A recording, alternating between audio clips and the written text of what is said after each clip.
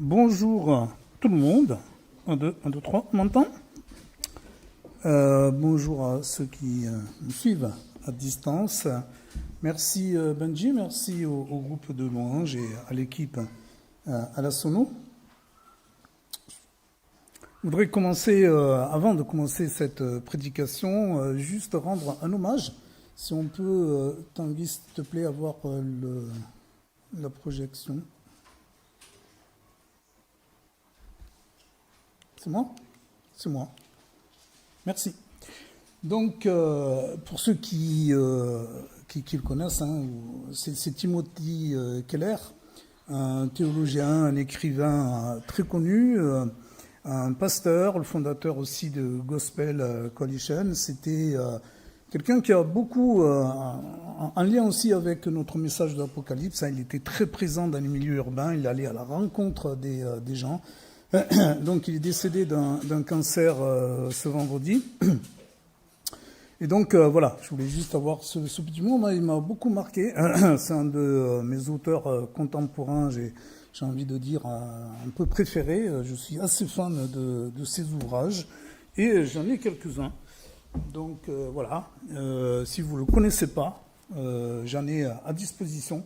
Je peux en prêter, venez me voir à la fin du culte. Voilà, donc toutes nos pensées, nos prières pour son épouse, ses enfants et ses amis. On va remettre ce moment de prédication dans la prière. Oui, loué sois-tu, Seigneur. On veut maintenant entendre ta parole, que tu nous guides par ton esprit, Seigneur, que voilà, si mes paroles ne sont pas bonnes, que tu les transformes pour qu'elles soient entendues différemment, conformément à ta vérité. Seigneur, nous voulons nous humilier devant toi pour nos péchés, pour nos difficultés à te suivre. Nous voulons t'exalter, Seigneur, parce que tu es le roi des rois, le Seigneur, le Sauveur. Et Seigneur, par ton esprit, nous tous les jours aller davantage à ta ressemblance et à marcher sur ce chemin de sainteté. Loué sois-tu, Seigneur. Au nom du Christ. Amen. Voilà, dimanche dernier, Thiago a initié donc cette série de prédications sur le livre de l'Apocalypse. Et il nous avait présenté le premier chapitre en guise d'introduction et le sens général qu'il avait donné à ce livre. Tu me corriges, Thiago, si je dis une bêtise, mais moi j'avais compris Dieu en mouvement dans l'histoire et Dieu qui est souverain dans cette histoire dans laquelle nous sommes aussi, nous, appelés à participer. Nous allons aujourd'hui aborder les chapitres 2 et 3. On va y aller un peu au pas de charge, parce qu'on veut faire aussi tout ce livre de l'Apocalypse qui est assez dense avant la fin, avant l'été, en tout cas, le début de l'été. Et donc, nous allons voir ces deux chapitres maintenant, ce que le Seigneur en fait, attend de son Église universelle, et plus particulièrement pour nous, ce que ça veut dire aujourd'hui l'Église baptiste de Tours. Donc, je vous ai préparé, à la sueur de mon front, cette synthèse, parce qu'on ne va pas pouvoir avoir les 7 églises, les 7 discours dans le détail, ça va être un peu compliqué. Donc voilà, là aussi, si d'aventure ça vous intéresse, je vous donnerai ce tableau synthétique. En fait, c'est une lettre circulaire, hein, vous allez voir, et elle est structurée à chaque fois de la même manière. Donc il écrit, c'est la révélation que Jean a, hein, Thiago nous l'avait expliqué dimanche dernier, de Jésus. Et dans chacune de ces lettres, on va voir que Christ, alors, Josiah m'a montré tout à l'heure, oui, c'était comme ça. Donc, Christ va se présenter à chaque fois d'une manière différente à chacune des 7 églises. Et en fait, on voit à chaque fois les caractéristiques de sa nature divine. Et on n'a pas le temps ici, ça va faire aussi référence à beaucoup de choses qu'on va retrouver dans l'Ancien Testament. Et à chaque fois, il va donner les points positifs qu'il va trouver dans les églises. On va voir ici et qu'il n'en trouve aucune dans cette église de Laodicée. Mais à chaque fois, il y a quand même quelque chose qui retient l'attention positivement. Et puis, il y a quand même les reproches, sauf à 2 églises, Smyrne et Philadelphie, où ils ne trouvent pas vraiment de faute grave. Et puis, il y a les exhortations. À chaque fois, il va donner une exhortation à chacune de ces églises en fonction de l'état dans lequel elles se trouvent. Et puis, il va y avoir à chaque fois aussi des récompenses, des menaces qui vont être prononcées à chacune de ces églises-là. On le voit malheureusement, hein, plus de menaces que de récompenses. Et puis il y a un avertissement. Chacune des lettres se termine peu ou prou avec cet avertissement que celui qui a des oreilles entende ce que l'Esprit dit aux églises. Et puis, c'est ce qui est aussi merveilleux avec le Seigneur, c'est qu'en dépit même des fautes les plus graves dans lesquelles ces églises, nos églises peuvent être, eh bien, il y a une promesse. Il y a une promesse qui est toujours là, la promesse, les promesses pour les vainqueurs. Là aussi, parfois avec des choses qui peuvent sembler un peu énigmatiques, on n'aura pas le temps aujourd'hui d'aller les approfondir, mais ce sont ces promesses qui nous amènent, comme Thiago le disait, vers ce royaume de Dieu, cette histoire en mouvement qui nous amène vers le royaume céleste. Donc, nous allons voir qu'il y a 7 oracles qui sont donnés à ces églises-là. Donc, je vous propose d'abord d'écouter les 2 chapitres, si vous ne les avez pas encore lus. Alors, en fait, c'est de passer, on va les écouter, ça va m'épargner un peu de la voix, on va les écouter avec la Bible audio, les 2 chapitres. Écris à l'ange de l'église d'Éphèse. Voici ce que dit celui qui tient les 7 étoiles dans sa main droite, celui qui marche au milieu des 7 chandeliers d'or. Je connais tes œuvres, ton travail et ta persévérance. Je sais que tu ne peux supporter les méchants, que tu as éprouvé ceux qui se disent apôtres et qui ne le sont pas, et que tu les as trouvés menteurs, que tu as de la persévérance, que tu as souffert à cause de mon nom, et que tu ne t'es point lassé. Mais ce que j'ai contre toi, c'est que tu as abandonné ton premier amour. Souviens-toi donc d'où tu es tombé, repens-toi, et pratique tes premières œuvres. Sinon, je viendrai à toi et j'ôterai ton chandelier de sa place, à moins que tu ne te repentes. Tu as pourtant ceci, c'est que tu hais les œuvres des Nicolaïtes, œuvres que je hais aussi. Que celui qui a des oreilles entende ce que l'Esprit dit aux églises.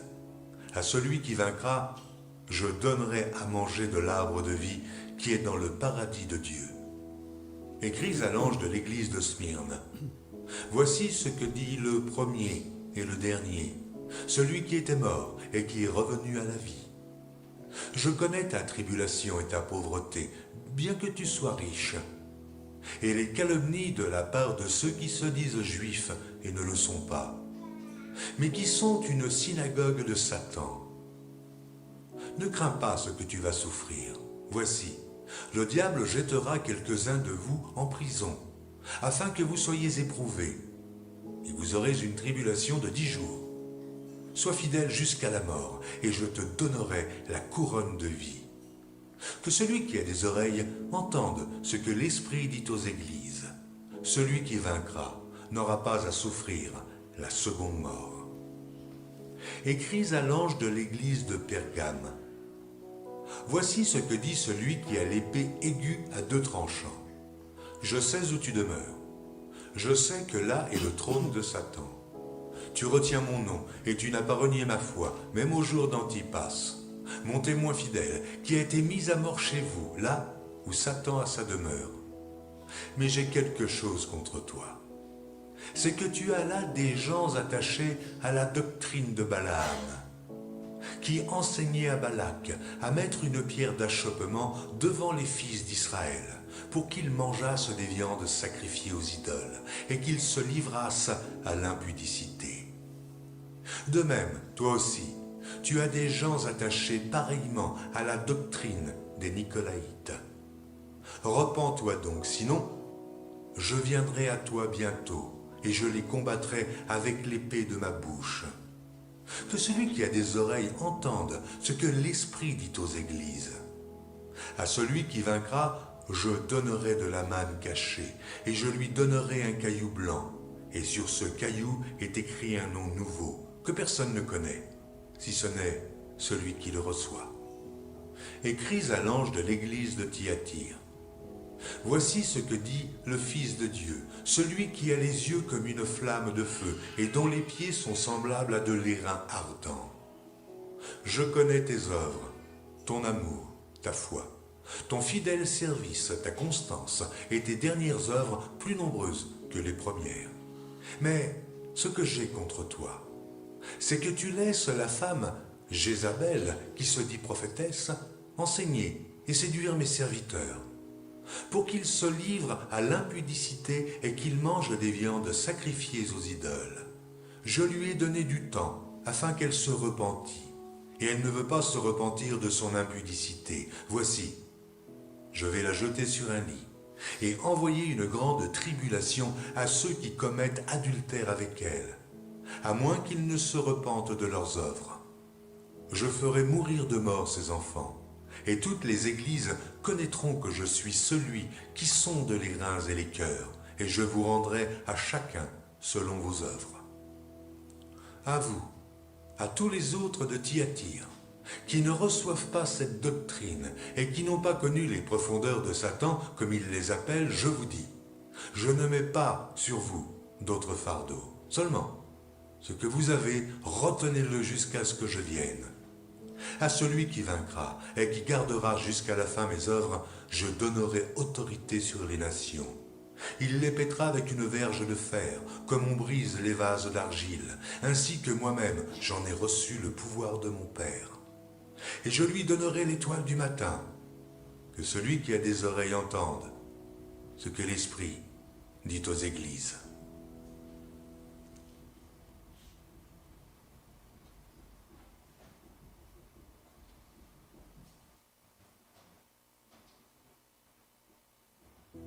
Écris à l'ange de l'église de Sardes. Voici ce que dit celui qui a les 7 esprits de Dieu et les 7 étoiles. Je connais tes œuvres.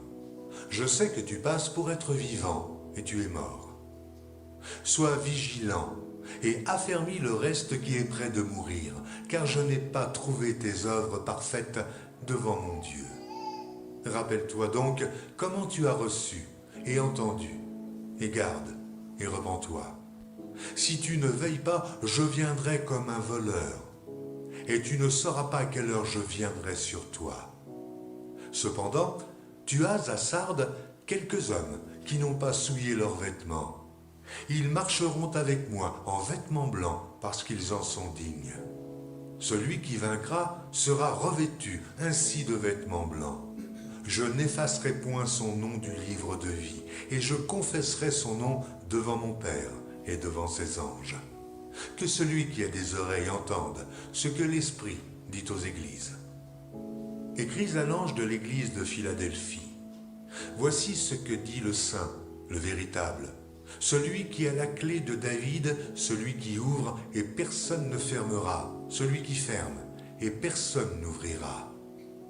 Je connais tes œuvres, voici, parce que tu as peu de puissance et que tu as gardé ma parole et que tu n'as pas renié mon nom, j'ai mis devant toi une porte ouverte que personne ne peut fermer. Voici, je te donne de ceux de la synagogue de Satan, qui se disent juifs et ne le sont pas, mais qui mentent. Voici, je les ferai venir, se prosterner à tes pieds et connaître que je t'ai aimé. Parce que tu as gardé la parole de la persévérance en moi, je te garderai aussi à l'heure de la tentation qui va venir sur le monde entier pour éprouver les habitants de la terre. Je viens bientôt. Retiens ce que tu as, afin que personne ne prenne ta couronne. Celui qui vaincra, je ferai de lui une colonne dans le temple de mon Dieu, et il n'en sortira plus. J'écrirai sur lui le nom de mon Dieu et le nom de la ville de mon Dieu, de la nouvelle Jérusalem, qui descend du ciel d'auprès de mon Dieu et mon nom nouveau. Que celui qui a des oreilles entende ce que l'Esprit dit aux églises.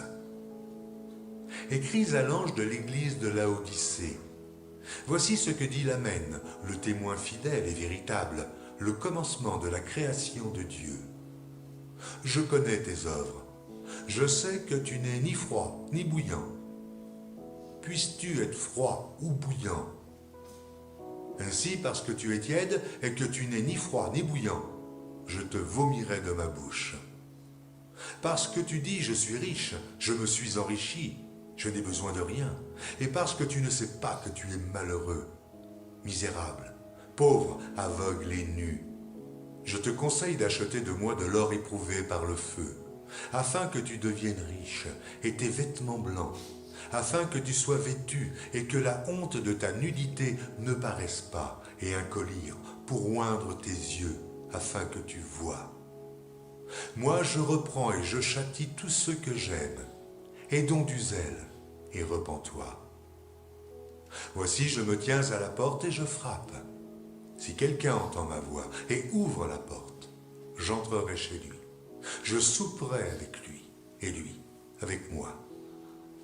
Celui qui vaincra, je le ferai asseoir avec moi sur mon trône, comme moi j'ai vaincu, et je me suis assis avec mon Père sur son trône. Que celui qui a des oreilles entende ce que l'Esprit dit aux églises. Merci. Voilà le récit sur ces deux chapitres-là. Très rapidement aussi, le plan du livre de l'Apocalypse, très rapidement. Alors, je me suis inspiré du livre. C'est un des derniers qui a été fait sur le livre de l'Apocalypse, un des plus récents de Sylvain Romerski, qui est prof d'Ancien Testament à Vaud et à Nogent, qui articule le plan autour de trois gros points. Ce que Jean a vu, c'est ce que Thiago nous a expliqué dimanche dernier, ce qui est donc les églises auxquelles il est en train de décrire, et puis ce qui va arriver ensuite, vous le verrez dans les prochains dimanches, tous les chapitres de 4 à la fin, avec à chaque fois ces cycles de septèmes, des sept, donc les sept églises, les sept sceaux, trompette, vision, coupe de la colère, les paroles, l'aboutissement de l'histoire du salut en sept visions, et puis un épilogue et un vœu de grâce.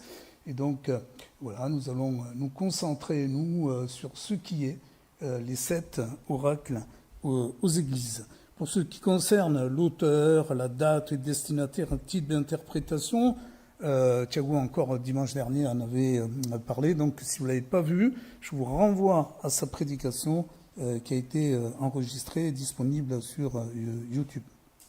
Au niveau du contexte, là aussi, vous avez vu sur le tableau, sur la première ligne, j'avais mis un peu le contexte de chacune des villes. Donc cette lettre-là, elle va être circulaire, elle va circuler entre ces sept églises-là principalement. Et puis Jean est là, exilé dans une petite île de Patmos. La tradition veut que Jean ait été un des principaux fondateurs de ces églises-là. On est en général à la fin du 1er siècle, c'est le règne de l'empereur Domitien, qui est un tyran très cruel.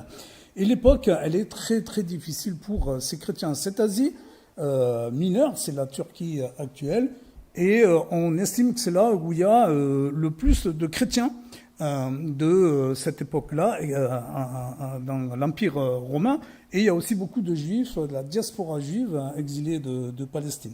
Pourquoi c'est dur pour ces chrétiens? Eh bien parce qu'il y a cet empire romain qui véhicule une idéologie d'idolâtrie. Par exemple, Domitien, cet empereur-là, veut qu'on le considère comme un dieu.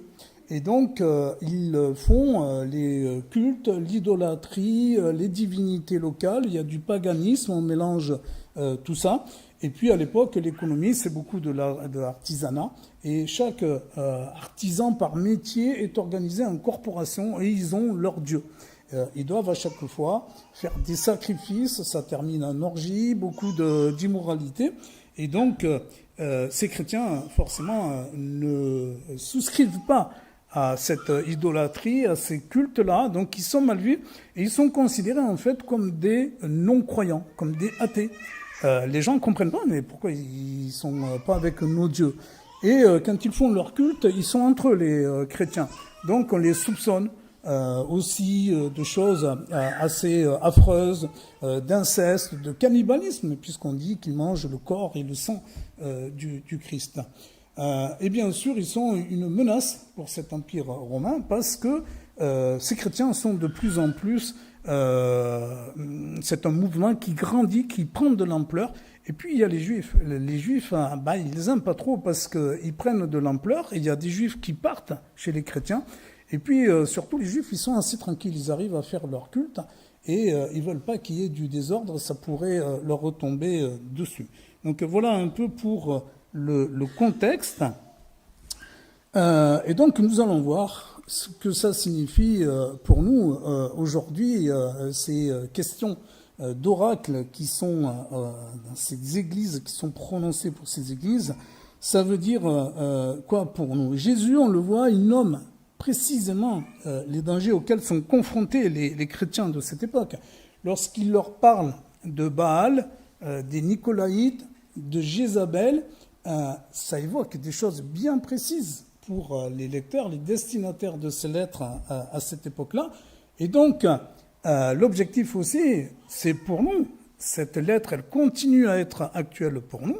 Et donc, c'est quoi, nous, aujourd'hui, nos Nicolaïtes, nos Baals, nos Jézabel, ces dangers idéologiques qui nous guettent? Quels sont les défis auxquels l'Église doit faire face aujourd'hui? Comment les discerner et rester fidèle à Jésus?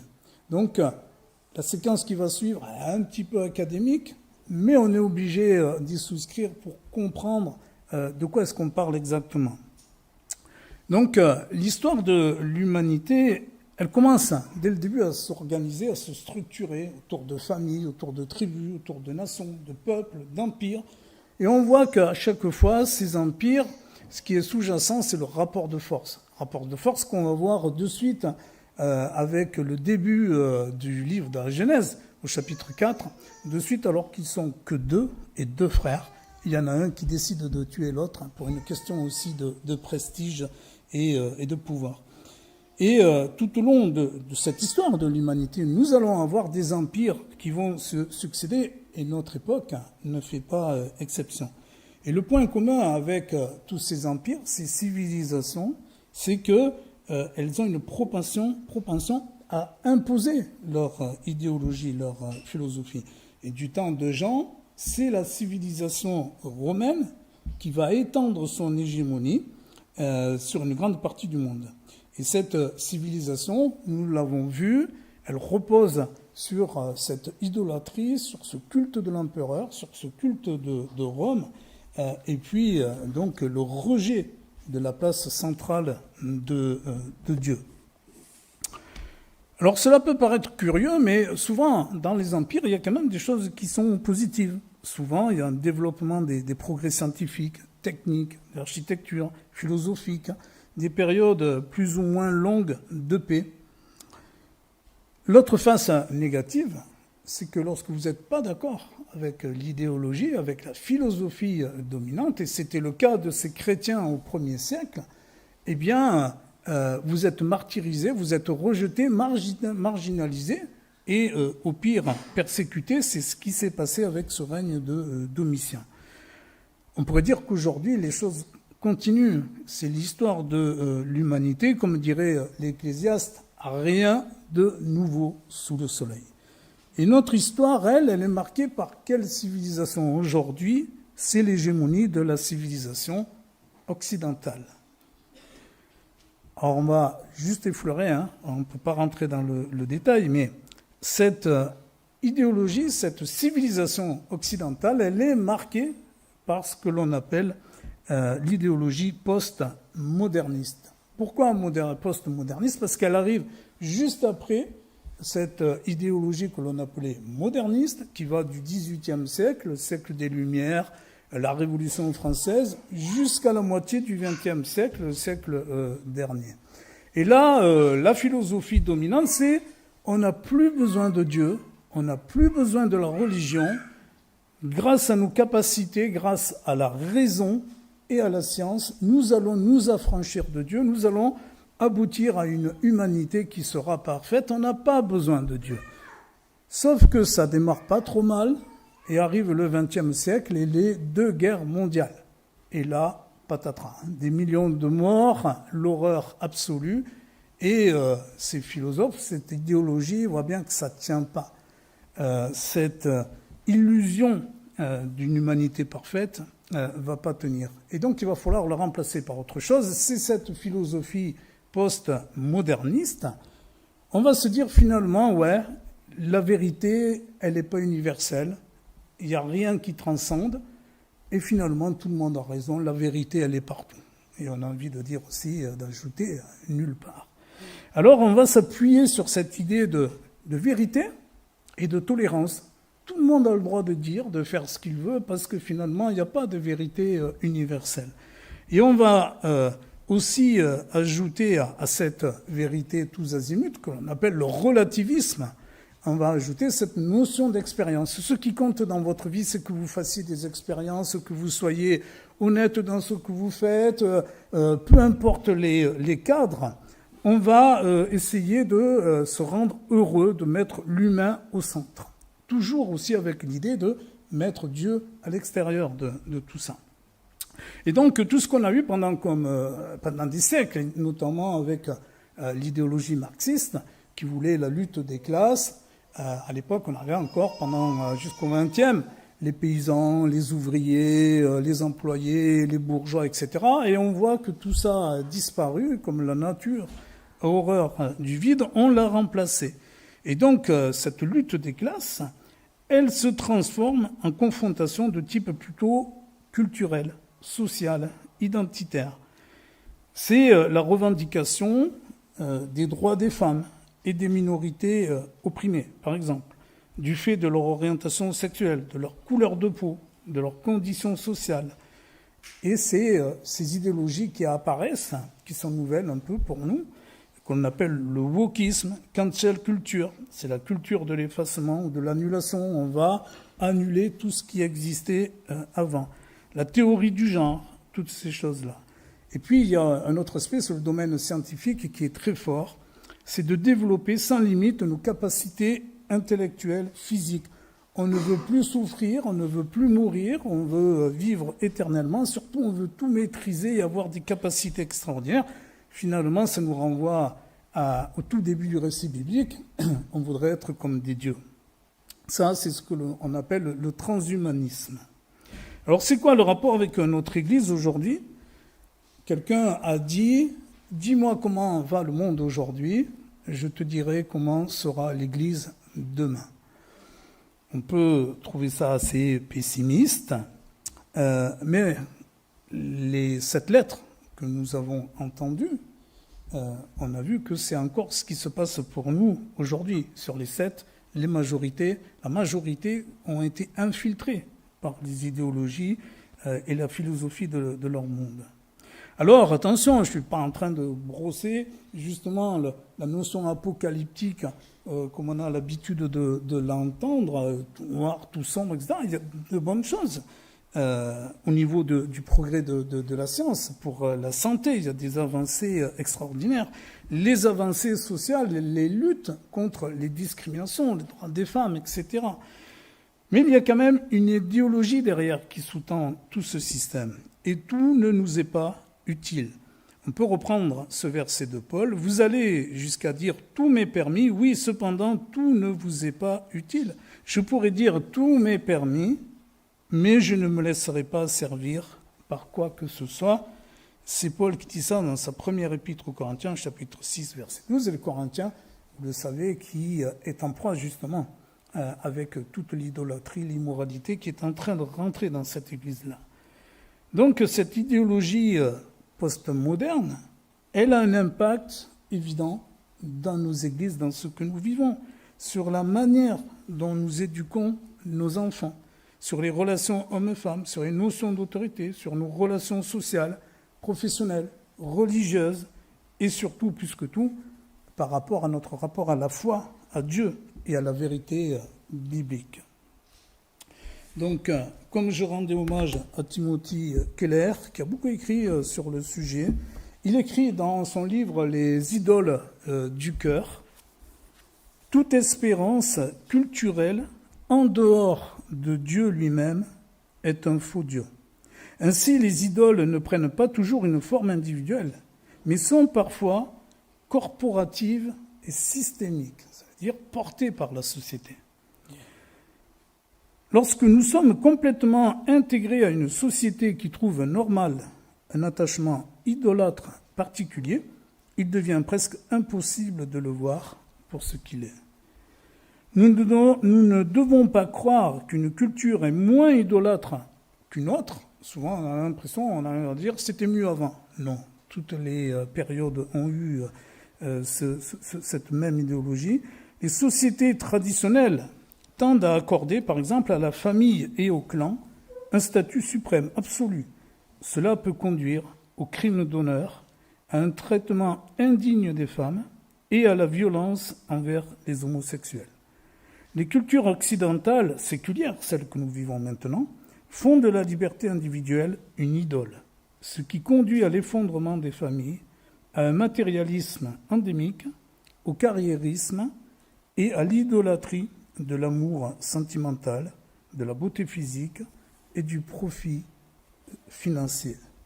Ce que nous dit Timothy Keller, c'est que ces idéologies-là amènent à l'idolâtrie. Nous avons des idoles.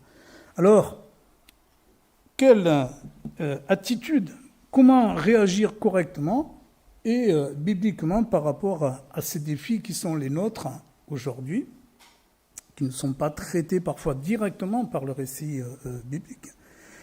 Eh bien, retournons à notre texte du jour et on va se laisser enseigner par cette parole. On va essayer de voir quelles étaient les réactions, les attitudes de ces églises. Alors, ça, c'est un peu ce que je viens d'illustrer, si on pouvait faire quelques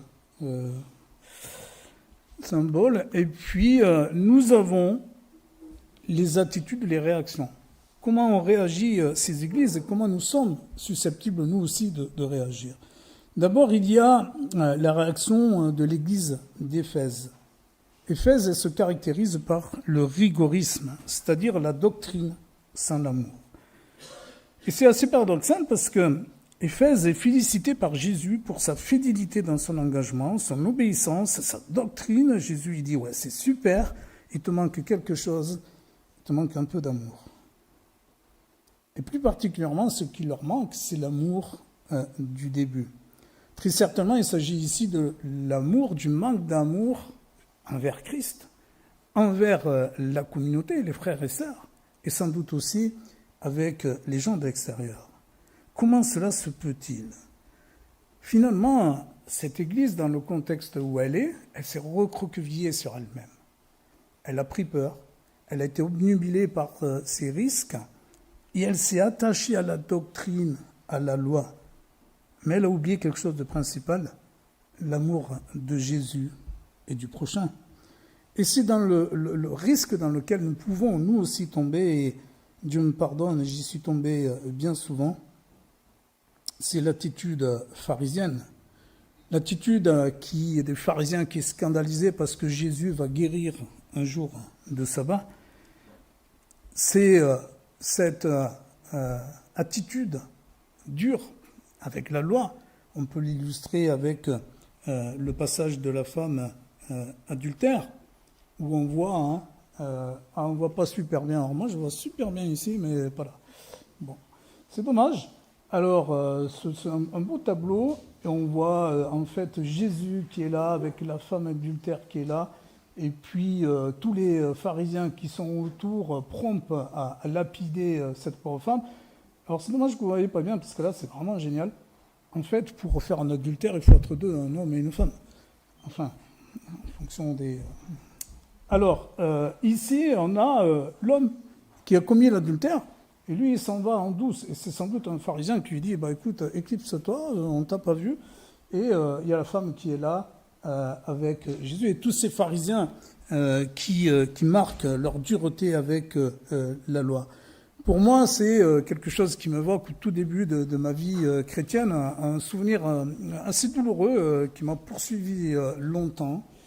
Tout début, un jour, deux jeunes de l'église dans laquelle viennent nous voir, Isabelle et moi, un soir.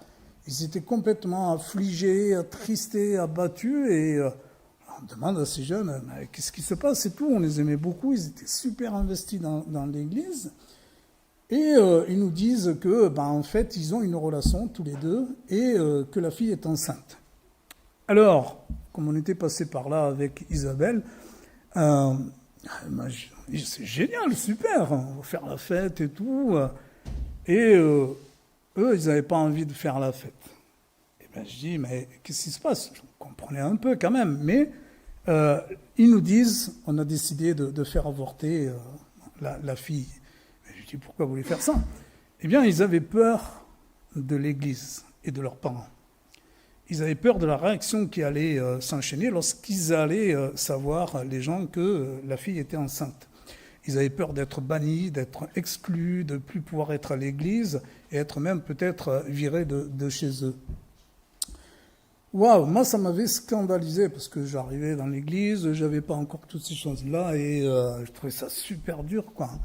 Et avec Isabelle, et la grâce de Dieu, on a essayé de les convaincre et de leur donner tout notre soutien et de leur dire non, ne faites pas ça. Et d'abord, on leur a posé la question, mais c'est quoi vos sentiments entre vous? Et non, on veut vivre ensemble, on s'aime tous les deux. Je lui ai dit, il n'y a pas de problème. Vous allez annoncer vos fiançailles, vous annoncez votre mariage par la suite, et puis c'est réglé. Et grâce à Dieu, c'est ce qu'ils ont fait. Et ils sont toujours ensemble, deux beaux enfants. Merci Seigneur. Et voilà, cette dureté, moi, ça m'avait touché. Comment cette doctrine, cette loi pouvait en arriver là? Normalement, la bonne nouvelle de Jésus, elle est là pour donner la vie, une nouvelle naissance. Et là, elle a failli causer une mort, un avortement. Et puis, il se trouve, par un curieux concours de circonstances, à peu près au même temps, il y avait, dans une autre église, une conférence sur le mariage. Donc, j'y vais avec mes deux aînés, mon fils aîné, qui était avec sa copine, et Eléa, ma fille aînée. Donc on va dans cette conférence sur le mariage, et là il y a un couple pendant 1h30, attention, avant le mariage, le péché, la colère de Dieu, la culpabilité, vous allez aller en enfer, le truc classique, toc, toc, toc. Et moi, ça bouillonnait parce que je venais de passer par ça.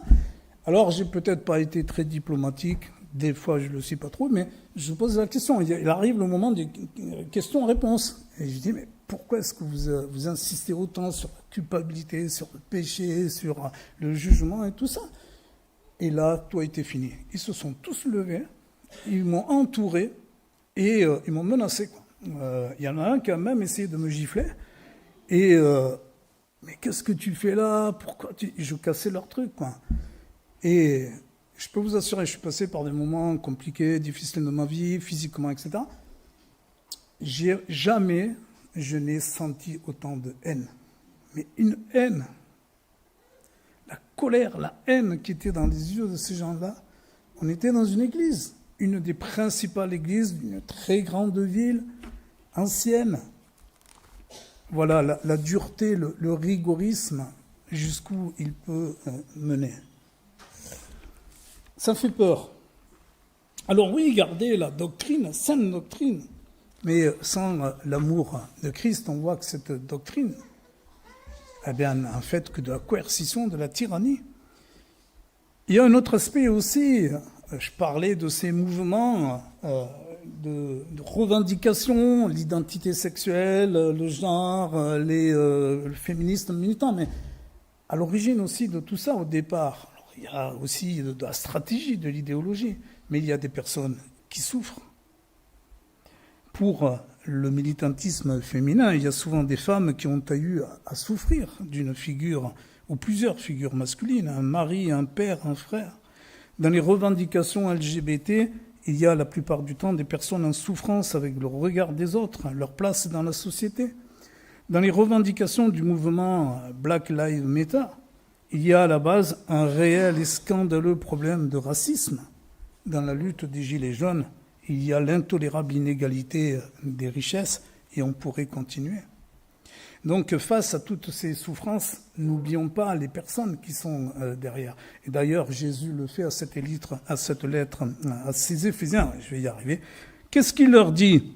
Souviens-toi donc d'où tu es tombé. Ces Éphésiens sont prompts à juger. Jésus leur dit, souvenez-vous d'où est-ce que vous êtes tombés. Vous étiez pécheurs, vous êtes pécheurs. Si vous êtes relevés, c'est uniquement par grâce.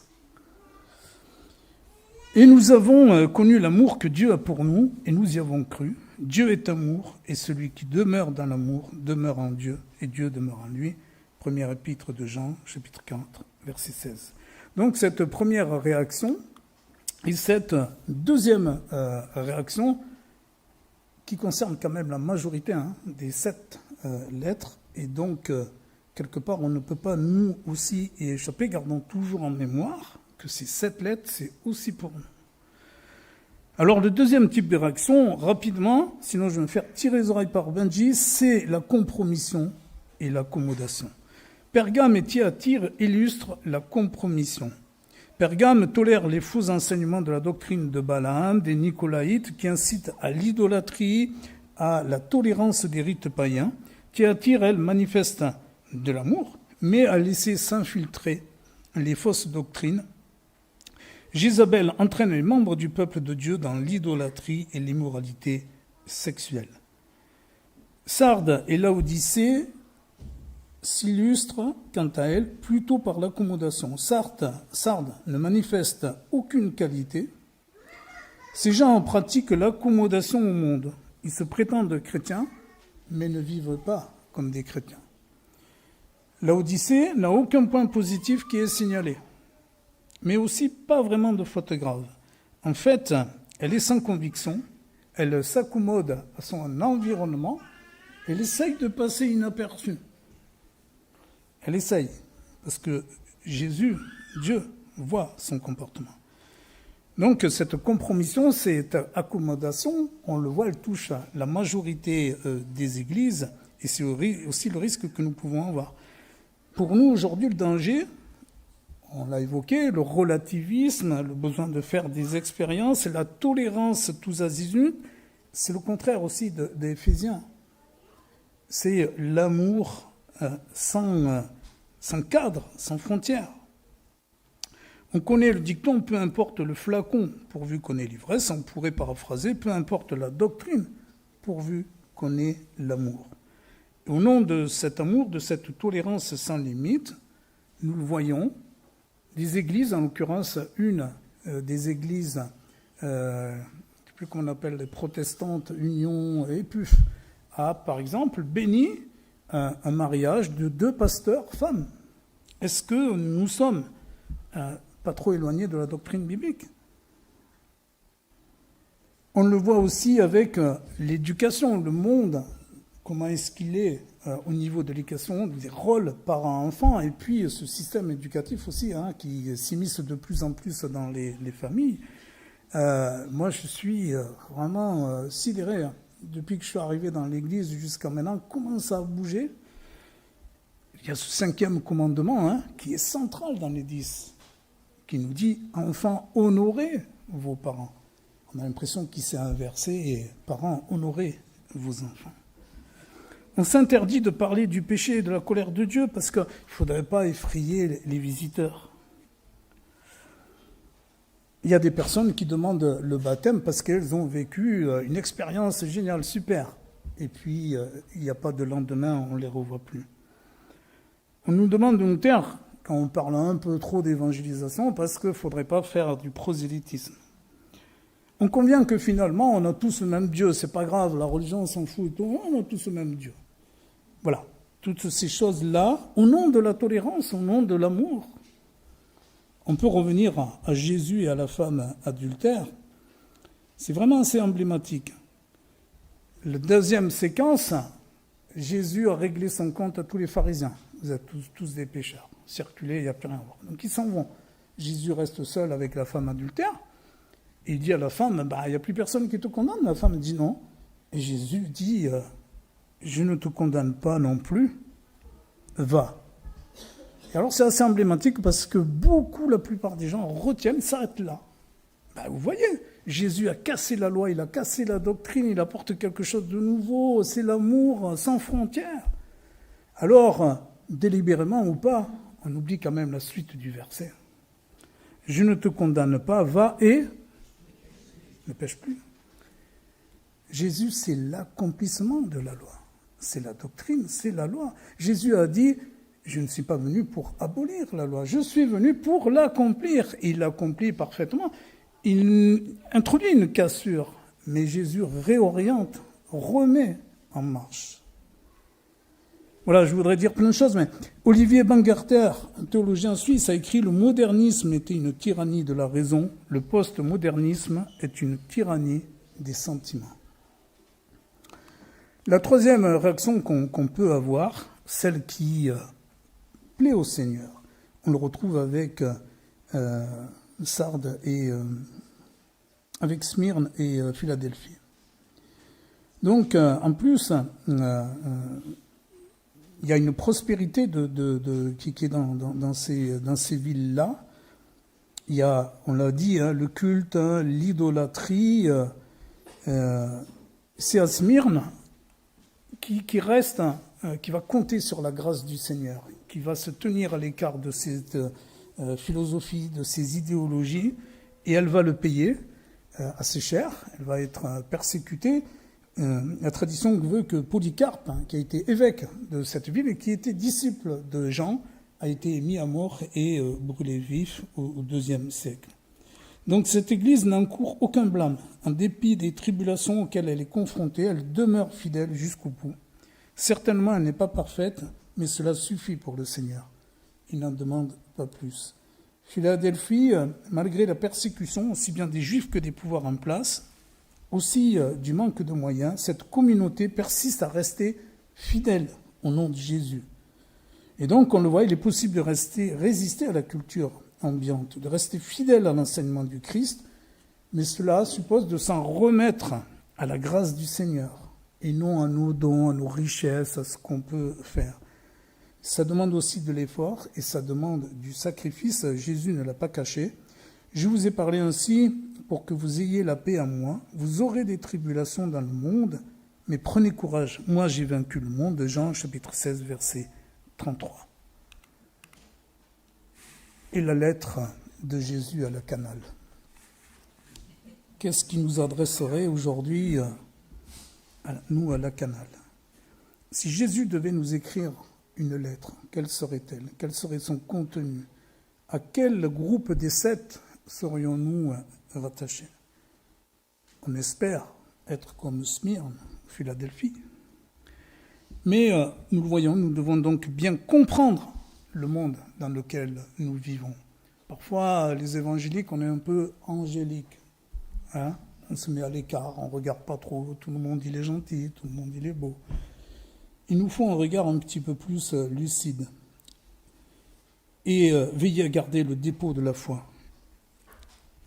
Comme Paul, dans sa 2e épître à Timothée, « N'aie donc point honte du témoignage à rendre à notre Seigneur, ni de moi son prisonnier, mais souffre avec moi pour l'Évangile par la puissance de Dieu qui nous a sauvés et nous a adressé une sainte vocation, non à cause de nos œuvres, mais selon son propre dessein, et selon la grâce qui nous a été donnée en Jésus-Christ avant les temps éternels, et qui a été manifestée maintenant par l'apparition de notre Sauveur Jésus-Christ, qui a détruit la mort, a mis en évidence la vie et l'immortalité par l'Évangile. C'est pour cet Évangile que j'ai été établi prédicateur, apôtre, chargé d'instruire les païens. C'est à cause de cela que je souffre ces choses. Mais j'en ai point honte, car je sais en qui j'ai cru. Je suis persuadé qu'il y a la puissance de garder mon dépôt jusqu'à ce jour-là. Retiens dans la foi, dans la charité qui est en Jésus-Christ, le modèle des saines paroles que tu as reçues de moi. Garde le bon dépôt par le Saint-Esprit qui habite en nous. Amen. Deuxième épître Timothée, chapitre 1, versets 8 à 13. Chers amis, chers frères et sœurs, gardons le bon dépôt que Christ nous confie. Que nous le voulions ou pas, comme le disait Thiago, nous faisons partie d'une histoire. L'histoire que Dieu a écrite. Le royaume de Dieu, c'est le but de la création. L'Église, nous sommes l'épouse du Christ. Nous attendons avec espérance le retour du roi, lorsqu'il établira avec puissance et gloire sa royauté. Pour l'instant, nous sommes ici-bas que des pèlerins, des voyageurs, et nous gardons les yeux fixés sur cette gloire que nous expérimentons déjà ici-bas. Car nous n'avons pas ici-bas de cité qui dure toujours. Nous recherchons celle qui est à venir, c'est notre objectif. Et en attendant, c'est moi qui le précise, par Jésus, présentons sans cesse à Dieu notre louange comme sacrifice, c'est-à-dire l'offrande des paroles de nos lèvres qui célèbrent son nom. N'oubliez pas de faire le bien et de vous entraider fraternellement, car ce sont de tels sacrifices qui plaisent à Dieu. Hébreux, chapitre 13, versets 14 à 16. Je voudrais juste terminer 2 minutes, je vous en prie, ayez compassion, avec un témoignage, le témoignage de Russell Rix, qui me rappelle cette lettre d'Apocalypse. Il a vécu un peu ce que Jean a vécu, une vision. C'est un peintre et écrivain, et il est né avec une maladie, je sais pas comment on dit ça, agénésie du corps cailleux. C'est ça touche le corps, les faisceaux nerveux du cerveau, en fait, neurologique. Et à raison de ça, il a eu vraiment un handicap assez sévère. Et à l'école, il était abusé, maltraité, rejeté. Et, sa vie était un vrai calvaire, un enfer. Un jour, à 8 ans, avant d'aller se coucher, il s'agenouille et il demande à Dieu de lui ôter la vie. Il dit, je ne peux plus continuer comme ça. Enlève-moi la vie. Et voilà ce qu'il raconte. I came into the light and was surrounded by that light. I found myself standing high on a mountaintop, similar to where we're at now, surrounded by aspen trees. And everything was filled with light, but not light being shined on it as much as the light was coming from within. Then that's when I felt this touch on my right shoulder, and I heard a voice that said, "Russell, what's the matter? Why are you crying?" And the voice was gentle, and yet it was like the rushing of a mighty wind or the rushing of waters, but yet at the same time it was gentle and loving and filled with total acceptance. And I turned. Petite pause pour permettre à ceux qui sont sur Zoom de pouvoir lire la traduction, le sous-titrage. And there was this personage with white hair and a white beard, and as an 8-year-old child, my description of his eyes appear to be on fire, and yet they're not. You could see eternity in his eyes, and he would look into your soul and read your soul, and you felt complete acceptance and trust. And I just allowed it to happen. There was no fear. And this incredible love just flooded my soul. I had this, it was like downloading of knowledge being poured into my mind, beyond scientific knowledge here. It was incredible. And I began to understand how the universe was made, by what power, how it was made, and all the processes. I experienced it, not just gained this knowledge. I experienced it. That's why I say all your senses, beyond what your 5 senses here. You just experience everything and understand everything from all kinds of different dimensions. After I returned, the abuse continued. But there was something that I had that I didn't have before. The Savior, in His presence, gave me a promise that He would always be there when I returned, that He would always be by my side, no matter what, and that He would let me know from time to time that He was there. And for the first probably 3 or 4 months after that experience, that love that I felt in His presence stayed with me 24/7 as I was readjusting back into this world. This is something that I have been pondering on for the last 50 years, What does it mean? And it seems like the last 5 years, answers really started to come. I didn't know what was going to happen exactly, and it turned into this book. I feel that I have a story to tell that can help people, so that's why I wrote it.